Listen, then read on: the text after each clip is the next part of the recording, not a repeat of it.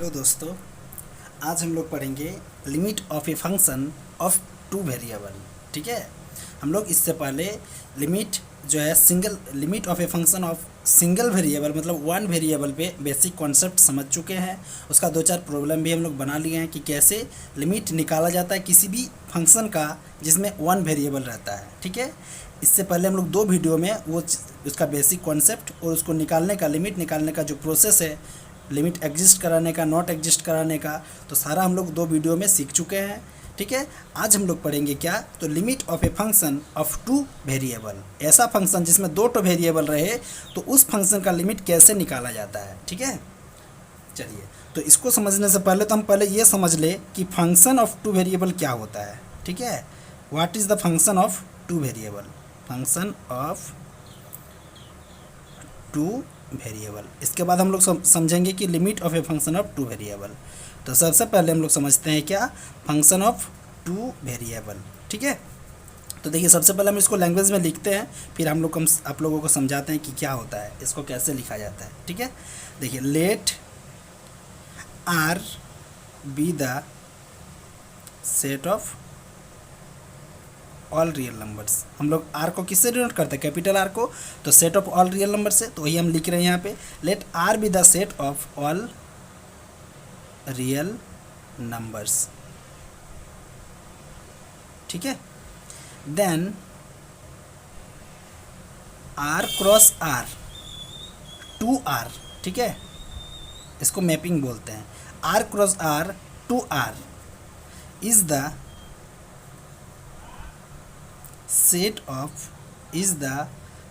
of all pairs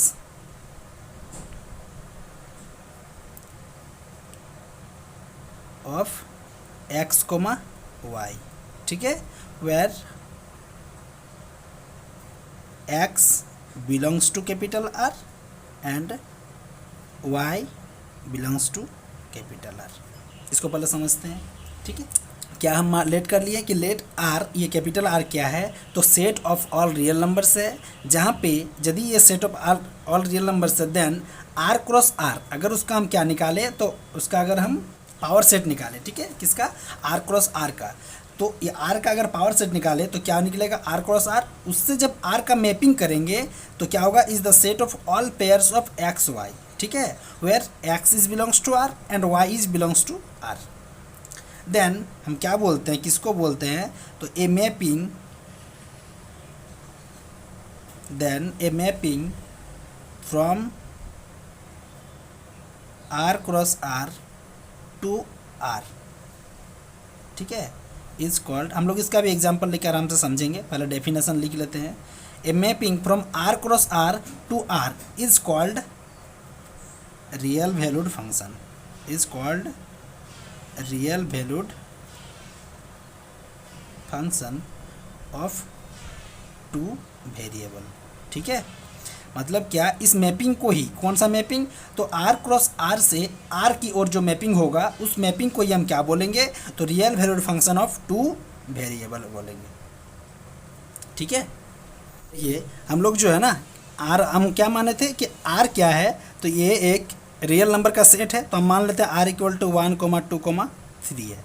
ठीक है, तो अगर आर इतना है तो जब इसका पावर सेट निकालेंगे आर क्रॉस आर, तो ये क्या मिलेगा, इसमें ये 1, 2 भी आ जाएगा, 1, 3 आ जाएगा, 2, 3 आ जाएगा, 2, 1 आएगा, 3, 2 आएगा और 3, 1 आएगा। ये सब क्या, अगर आर एक ये रियल नंबर का सेट है तो उसका पावर सेट क्या बनेगा, आर क्रॉस आर, तो ये, ठीक है, यही सब एलिमेंट उसमें आएगा, इसके अलावा तो और कुछ आ नहीं सकता है। ठीक है, अब देखिए इसको हम समझते हैं, लैंग्वेज में हम लोग क्या लिखे हैं कि let R be the set of all real numbers, then R cross R to R is the set of all pairs of x y. ठीक है, देखिए आर अगर क्या है तो 1, 2, 3 का एक रियल नंबर का सेट है, तो आर क्रॉस आर क्या होगा, ये एक सेट होगा किसका, तो इसी का जो एलिमेंट है उसका दो एलिमेंट को लेके हर एक पेयर बनाएगा। तो देखिए 1, 2, 3 जो इसका एलिमेंट है आर का, आर क्रॉस आर क्या है, लैंग्वेज में जो लिखे हैं आर क्रॉस आर इसका सेट है, कौन सा सेट, तो इसका दो एलिमेंट को लेके आपस में जितना सेट बन सकता है उसका ये पावर सेट है आर क्रॉस आर। ठीक है, इसी को लैंग्वेज में लिखे हैं। अब क्या बोल रहा है कि a mapping from R cross R to R is called real value function of two variable. ठीक है, क्या बोल रहा है कि मान लीजिए हम क्या मानते हैं, let us consider a function, क्या मान लेते हैं, एक function f of x comma y is equal to क्या है, तो एक्स प्लस वाई है। ठीक है, देन वी गेट, तब हम लोग को क्या मिलेगा,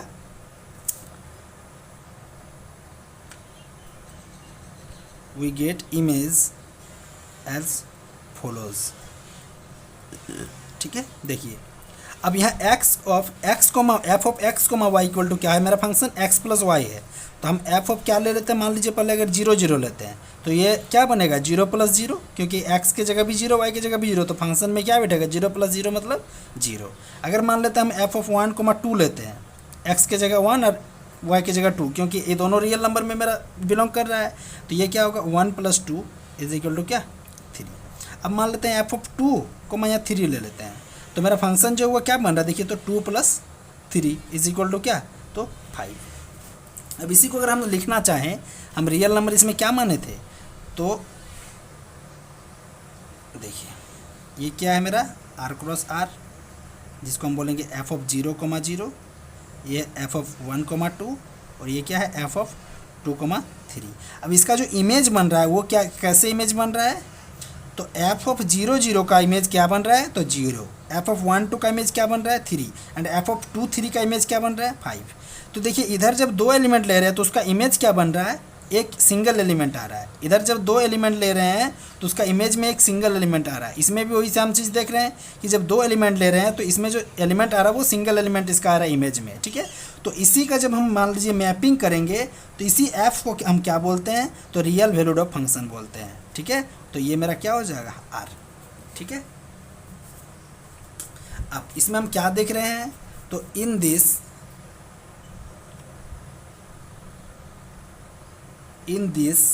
function the image of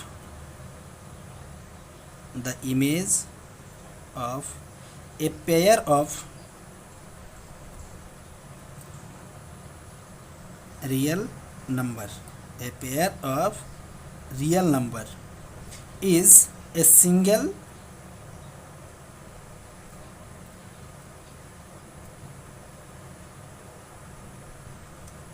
real number. मतलब क्या कि जो इमेज बनेगा ना, किसका इमेज, तो a pair of real number का किसी फंक्शन में अगर हम लगाते हैं तो उसका जो इमेज बनेगा वो एक सिंगल रियल नंबर बनेगा। ठीक है, वही चीज़ हम लोग यहाँ पे देखें कि ये जो 0 0 1 2 2 3 क्या है, रियल नंबर का कोई एक पेयर है। जब उसको हम फंक्शन में बैठा रहे हैं तो उसका जब इमेज बन रहा है तो इमेज देखिए तो क्या बन रहा है, एक सिंगल रियल नंबर बन रहा है। ठीक है, तो इसी को हम लोग यहाँ जस्ट लैंग्वेज में लिख दिए हैं। तो यही है मेरा रियल वैल्यूड फंक्शन। इस मैपिंग को ही हम क्या बोलते हैं, तो रियल वैल्यूड फंक्शन बोलते हैं, जो यहाँ हम डेफिनेशन में लिखे थे क्या, कि a mapping from R cross R to R is called real valued function of two variable. ठीक है, यहाँ पे अगर हम मैपिंग लगा दें एफ, तो इस मैपिंग को ही हम क्या बोलेंगे, तो रियल वैल्यूड फंक्शन बोलेंगे। ठीक है, बिल्कुल समझ में आया होगा। ये आर क्या है, तो ये रियल नंबर का कोई एक सेट लिए हैं हम, तो ये आर क्रॉस आर कहाँ से आया, तो इसी का ये पावर सेट है जिसमें क्या क्या मौजूद है, कौन कौन सा एलिमेंट मौजूद होगा आर क्रॉस आर में। तो ये आर का जितना एलिमेंट है सबको अगर हम पेयर में बनाएं तो जितना पेयर बनना संभव है सारा ये आर क्रॉस आर में मौजूद रहेगा। ठीक है, सारा आर क्रॉस आर में बिलोंग करेगा। समझ में आ रहा है, तो जब ये बिलोंग करेगा तब ये आर क्रॉस आर से जो आर की ओर जो हम मैपिंग करते हैं उस मैपिंग को ही हम क्या बोलते हैं, तो रियल वैल्यूड फंक्शन बोलते हैं। ठीक है, अब रियल वैल्यूड फंक्शन समझ में आ गया है, तो चलिए हम लोग अब समझते हैं क्या कि limit of a function of two variable. अभी हम लोग समझ लिए कि टू वेरिएबल का फंक्शन क्या कैसे काम करता है। ठीक है, फंक्शन ऑफ टू वेरिएबल बिल्कुल बेसिक से समझ लिए हैं। अब समझते हैं क्या कि limit of a function of two variable, ये कैसे क्वेश्चन इससे पूछा जाता है। ठीक है, समझते हैं किसको, तो इनर लिमिट को। ठीक है, इनर लिमिट क्वेश्चन आता है, find the inner limit of the function of two variable. ठीक है, तो इनर लिमिट का डेफिनेशन को समझते हैं। सबसे पहले क्या होता है इनर लिमिट का डेफिनेशन, तो देखिए पहले लिखते हैं फिर समझते हैं।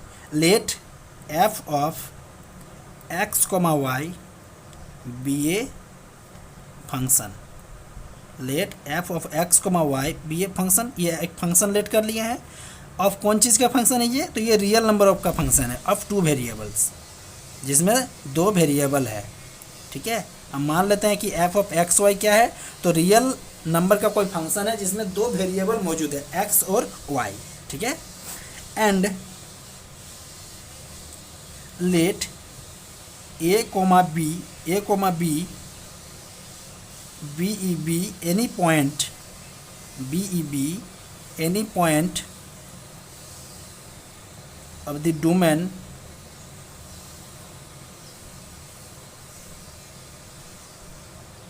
of the function, ठीक है। ए कोमा बी क्या है, तो उस फंक्शन का उस डोमेन पे कोई पॉइंट है, दो पॉइंट ए कोमा बी। ठीक है, जिस पॉइंट पर ही हम उस फंक्शन का इनर लिमिट निकालना है, ये पॉइंट हमको क्वेश्चन में दिया हुआ रहेगा कि find the inner limit for the function f of x y in the origin. तो ओरिजिन जो होगा वो क्या होता है, 0 0। That means a comma b जो है उस समय मेरा उस केस में क्या हो जाएगा, तो 0 0। वो आपको क्वेश्चन में पूछेगा, ठीक है, कि इसी पॉइंट पे हमको इसका इनर लिमिट निकालना है, तो वो तो आपको दिया हुआ रहेगा क्वेश्चन में। तो ए कोमा बी हम मान लेते हैं अभी क्या, कि उस फंक्शन का डोमेन पे कोई पॉइंट है। ठीक है, then the limit of the function, then the limit of the function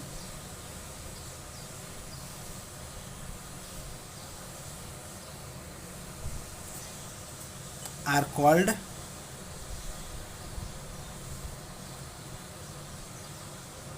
inner limit, of the function at the point a comma b. ठीक है, अगर उस दोनों पॉइंट पे हमको निकालना है इनर लिमिट तो निकालेंगे, और जब निकल जाएगा तो हम उसको क्या बोलेंगे कि उस फंक्शन का वो इनर लिमिट है किस पर, तो इस पॉइंट पर ए और बी पर। ठीक है, तो इसको हमको निकालना कैसे होता है, तो देखिए एक बार ए पॉइंट को लगाना है एक्स टेंस टू, ठीक है, जैसे हम लिख के दिखा देते हैं क्या निकालना होता है, limit x tends to a f of x comma y, ये एक केस होता है। एंड और एक केस हमको निकालना होता है limit y tends to b f of x comma y. ठीक है, तो देखिए यहाँ जो मेरा फंक्शन है ये टू वेरिएबल का है, जिसमें x और y दोनों वेरिएबल मौजूद है, लेकिन हम लिमिट एक एक करके लगा रहे हैं। सबसे पहला वाला जो केस है उसमें क्या लगेगा, तो x टेंस टू a लगेगा ओनली। तो जैसे ही मान लीजिए इसमें x टेंस टू a डाल देते हैं तो y वाला फंक्शन तो मेरा बच जाएगा ना, क्योंकि y की जगह तो हम कुछ नहीं लिमिट लगा रहे हैं। तो मेरा y ये फंक्शन जो आएगा, इसका आंसर जो भी आएगा लिमिट का, लिमिट निकल के आएगा वो y के फॉर्म में होगा। ठीक है, और ये देखिए सेकंड वाला में ये भी फंक्शन जो है मेरा दो वेरिएबल का है, x और y का, लेकिन इसमें लिमिट हम क्या लगा रहे हैं, तो y टेंस टू b। ठीक है, तो इसमें देखिए y की जगह जब b बैठा देंगे तो x का टर्म तो बच जाएगा ना, तो इसमें जो आएगा वो मेरा लिमिट वो x के टर्म में आएगा। ठीक है, तो जब भी किसी फंक्शन का हम इनर लिमिट निकालते हैं तो वो या तो x के टर्म में आएगा या तो y के टर्म में आएगा। ठीक है, हो सकता है लास्ट में वो फंक्शन उस तरह का अगर आए तो y कट जाएगा, वो अलग बात है, लेकिन जब भी किसी फंक्शन का इनर लिमिट निकालेंगे तो वो हमेशा x और y के फॉर्म में निकल के आता है। ठीक है, देखिए इसका जो एक एग्जांपल लेते हैं, क्वेश्चन लेते हैं क्या, कि फाइंड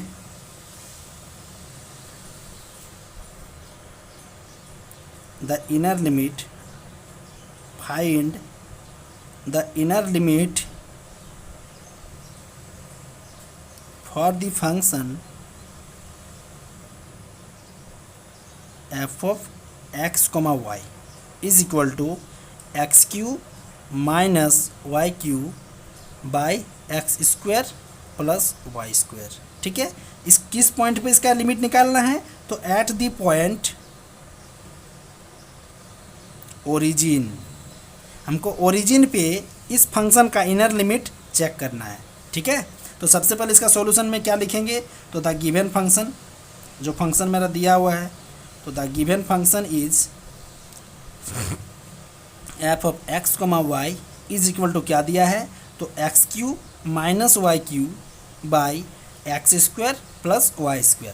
देखिए ये जो फंक्शन है इतना, इससे पहले क्लास में लोग जो भी पढ़े थे उसमें ओनली या तो x का टर्म था या तो y का टर्म था, लेकिन इस वाले फंक्शन में देखिए x और y दोनों साथ साथ है, इसीलिए इसको बोलते हैं फंक्शन ऑफ टू वेरिएबल। ठीक है, अब इसमें जो हमको लिमिट निकालना है तो सबसे पहले हमको क्या चेक करना होगा, हम जानते हैं अभी इनर लिमिट पढ़ के आए हैं, ये एक बार x टेंस टू a लगाते हैं फिर y टेंस टू b लगाते हैं, दोनों अलग अलग टर्म में लगता है। ठीक है, तो यहाँ पे मेरा जो ओरिजिन है इसमें पॉइंट मतलब क्या होता है, ओरिजिन का मतलब 0,0, तो a भी 0 है b भी 0 है, तो हम सबसे पहले क्या लगाएंगे, therefore limit x tends to 0 f of x, y, यही ना लगाना है लिमिट। तो क्या हो जाएगा, लिमिट x टेंस टू 0 और f ऑफ x y मेरा क्या है, एक ही फंक्शन है, क्या, x cube minus y cube by x square plus y square. अब जहाँ जहाँ x है वहाँ वहाँ क्या डालेंगे, 0 डालेंगे, तो ये क्या बनेगा, 0 minus y cube by 0 plus y square. ठीक है, तो क्या होगा ये minus y cube by y square, तो वाई स्क्वायर के साथ क्यूब वाला कैंसिल, तो बचेगा क्या, माइनस वाई। ठीक है, ये मेरा निकला क्या, x टेंस टू a वाला केस निकला। अब हमको निकालना है y टेंस टू b वाला केस, तो देयरफॉर आरे को निकालना होगा लिमिट y टेंस टू, अब b का वैल्यू भी इसमें क्या है, ओरिजिन में तो 0 है, क्या हो जाएगा ये f ऑफ x, y। ठीक है, तो इसमें भी हमको चेक करना लिमिट y टेंस टू 0, अब फंक्शन तो सेम फंक्शन है क्योंकि एक ही फंक्शन दिया है क्वेश्चन में, x cube minus y cube by x square plus y square, तो लिमिट y टेंस टू 0, अच्छा सॉरी, अब क्या करते हैं, लिमिट इसको बैठा देते हैं, तो क्या बैठेगा, x cube minus 0 by x square plus 0, तो ये क्या निकल के आएगा, x Q by x square. अब एक्स स्क्वायर क्यूब के साथ कैंसिल, तो बचा क्या, ओनली एक्स। तो देखिए जब हम लिमिट एक्स टेंस टू 0 बैठाए तो मेरा आंसर क्या आया, वाई के फॉर्म में आया। ठीक है, क्योंकि यहाँ वाई वाला फंक्शन के साथ हम कुछ नहीं कर रहे हैं छेड़खानी। ठीक है, अब यहाँ जब वाई टेंस टू 0 बैठाएँ तो इस फंक्शन में मेरा क्या आया, एक्स के टर्म में आंसर आया, जो लिमिट मेरा निकल के आया वो इसमें y के टर्म, इसमें x के टर्म में आया। ठीक है, तो इनर लिमिट जब भी किसी फंक्शन का निकालेंगे तो वो x और y के फॉर्म में ही आएगा। ठीक है, अब हो सकता है कि यहाँ पे क्या हो, ये बाई अगर फिर से y आ जाता तो ये कट जाता तो 1 आ जाता, लेकिन फॉर्मेट जो है वो लिमिट लगाने के बाद वो y के टर्म में ही बचेगा। ठीक है, और इसमें क्या होगा, इसमें x का टर्म बचेगा। तो इनर लिमिट जब भी किसी फंक्शन का निकालेंगे तो उसमें जो आंसर आएगा लिमिट वो x और y के टर्म में ही आता है। ठीक है, इसका और एक एग्जांपल हम लोग देख लेते हैं। देखिए क्वेश्चन है क्या, find the inner limit, find the inner limit for the function f of x, y is equal to x cube minus y cube by x plus y. वो लिमिट क्या निकालना है, तो find the inner limit for the function f of x y equal to x cube minus y cube by x plus y. इस function का हमको क्या करना है, इनर लिमिट चेक करना है। ठीक है, और किस पॉइंट पर, तो at the point x tends to 2 and y tends to 2। ठीक है, मतलब क्या, 2,2 पॉइंट पर हमको चेक करना है इसका इनर लिमिट। तो हम पहले तो गिवन फंक्शन लिखेंगे, the given function is f of x, y is equal to क्या दिया है, तो x cube minus y cube by x plus y. ठीक है, तो सबसे पहले हम क्या चेक करेंगे, तो x टेंस टू 2 पे इसका इनर लिमिट निकालेंगे, तो क्या होगा, limit x tends to 2 x cube minus y cube by x plus Y.